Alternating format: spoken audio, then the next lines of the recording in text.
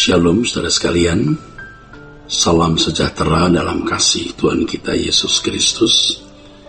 Kebenaran hari ini 7 Juli berjudul Tidak Normal di Mata Allah. Kita harus kembali menemukan bagaimana menjadi orang percaya yang benar. Untuk mengikut Yesus, ya, murid-muridnya harus meninggalkan segala sesuatu, ya, antara lain pekerjaan, keluarga, lingkungan, pergaulan, dan kampung halaman. Persis seperti yang dialami oleh Abraham. Sejak mereka mengikuti Yesus, peta hidup mereka berubah sama sekali dan tidak pernah menjadi sama lagi seperti sebelumnya sampai mereka mati. Setelah kenakan Yesus ke surga, orang percaya meneruskan tugas penyelamatannya, yaitu menjadi saksi sampai ke ujung bumi.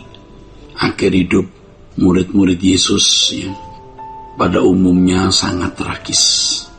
Dipancung, disalib dengan kepala di bawah, ada yang dipancung, digoreng di belanga panas, dicapik-capik binatang buas, disalib dengan kepala di bawah, ya, dan berbagai penderitaan dan akhir kehidupan yang sangat tragis. Tetapi justru itulah keagungan pengikut Yesus, sebab dengan demikian mereka menghidupkan kehidupan Yesus dalam diri mereka. Bagi orang percaya, dalam pelaksanaan yang benar untuk mengiringi Yesus pada prinsipnya adalah meninggalkan segala keterikatan yang dapat mengganggu pengiringannya kepada Yesus. Prinsip penting yang harus dimiliki, ya, dan dijalani oleh orang percaya adalah tidak terikat dengan keinginan dunia ini. Agenda hidup yang dimiliki hanyalah memfokuskan diri untuk layak dipermuliakan bersama dengan Yesus, ya, yang untuk itu harus hidup tidak bercela, ya, serupa dengan Yesus atau sempurna seperti Bapa. Di tengah-tengah dunia yang materialistis, ya, dibutuhkan keberanian yang tinggi untuk dapat mewujudkan kehidupan yang benar atau kehidupan yang normal sebagai orang percaya. Dalam hal ini, saudaraku, kita harus memiliki integritas yang tinggi atau suatu kenekatan atau sikap ekstrim atau fanatisme yang luar biasa terhadap Tuhan Yesus. Integritas itu digambarkan seperti janda yang menghadap hakim yang tidak takut akan Allah, ya, dan tidak peduli siapapun, ya. Dalam Lukas pasal 18 ayat 1-8, ya. Hanya dengan integritas yang tinggi orang percaya dapat mempertahankan kenormalannya di hadapan Allah, saudaraku.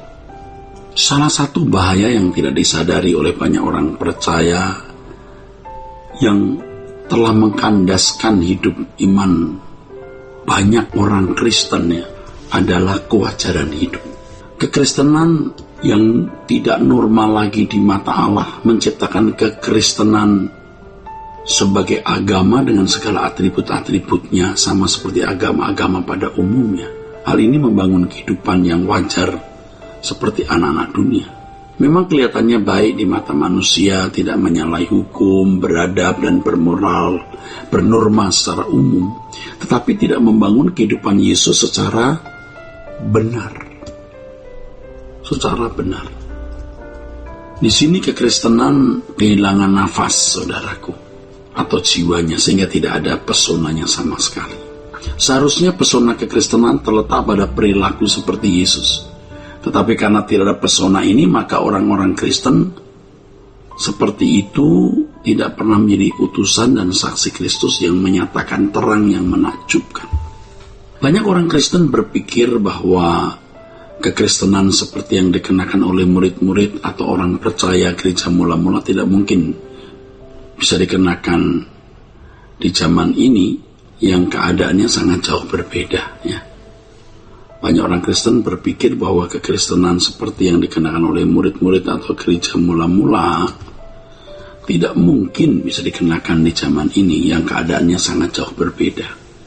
Ini adalah pandangan yang sangat keliru. Kekristenan itu harus dipahami sebagai kebenaran, ya, sebagai kebenaran yang memiliki dinamisitas dan fleksibilitas yang sempurna, ya, saudaraku.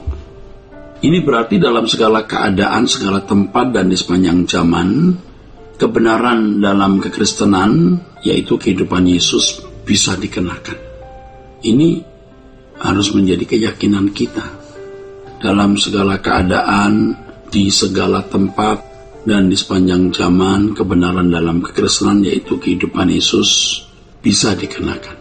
Dinamisitas dan fleksibilitas, ya. Kebenaran Injil mestinya dapat dikenakan oleh orang percaya zaman sekarang. Tetapi kalau terjadi kompromi, artinya praktek penyesuaian diri dengan keadaan, maka dinamisitas yang sejati menjadi mati. Dalam hal tersebut, fleksibilitas tidak boleh diganti dengan sikap kompromi. Ketika terjadi kompromi antara orang Kristen dengan cara hidup anak-anak dunia, kelihatannya orang Kristen masih memiliki dinamika hidup sebagai orang beragama Kristen, tetapi sebenarnya dinamika kekristenan tidak memuat nafas atau jiwa kebenaran Injil yang sejati. Mereka masih bisa melakukan berbagai kegiatan keberagamaan yang dilabel sebagai pelayanan, tapi sebenarnya mereka tidak melakukan pekerjaan Allah sebagai utusan Kristus.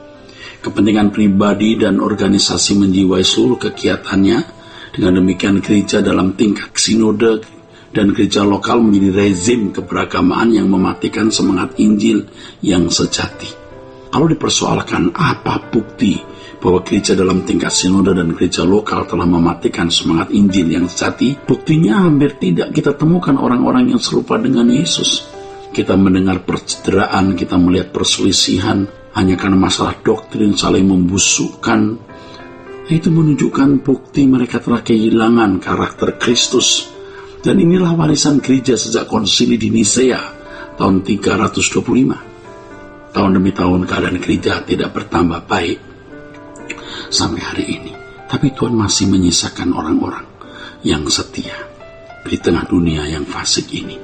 Orang-orang yang berani mempertaruhkan hidup untuk mewujudkan karya keselamatan Allah dalam Yesus Kristus bagi dirinya dan bagi orang lain, yang orientasi pelayanannya adalah bagaimana mengubah dirinya sendiri dan orang lain untuk menjadi seperti Yesus. Kiranya kebenaran ini memberkati kita sekalian, saudaraku sekalian. Haleluya. Sola Gracia.